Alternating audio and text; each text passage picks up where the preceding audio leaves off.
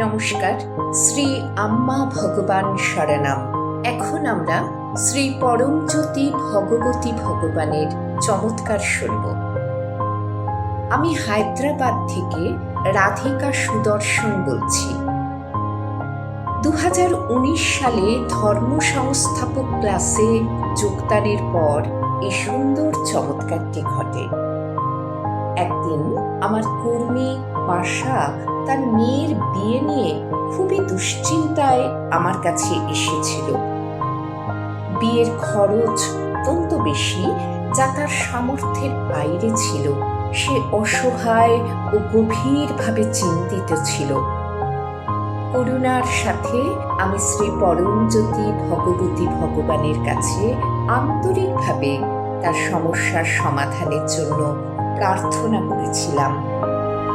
আমার প্রার্থনার পরপরই তার এক আত্মীয় অপ্রত্যাশিতভাবে এগিয়ে এসে তার মেয়ের বিয়ের সমস্ত খরচ বহন করার প্রস্তাব দেন।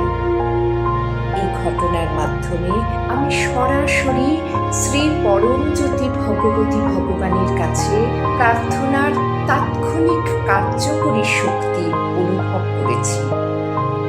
এটি ছিল ঐশ্বরিক করুণার তাৎক্ষণিক প্রতিক্রিয়ার একটি স্পষ্ট প্রকাশ। আমি শ্রী পরমজ্যোতি ভগবতী ভগবানের প্রতি আমার আন্তরিক কৃতজ্ঞতা জানাই, সকলের উপর সুপ্রচুর আশীর্বাদ বর্ষণ করার জন্য এবং আমাকে এই চমৎকারটি প্রত্যক্ষ করতে দেওয়ার জন্য।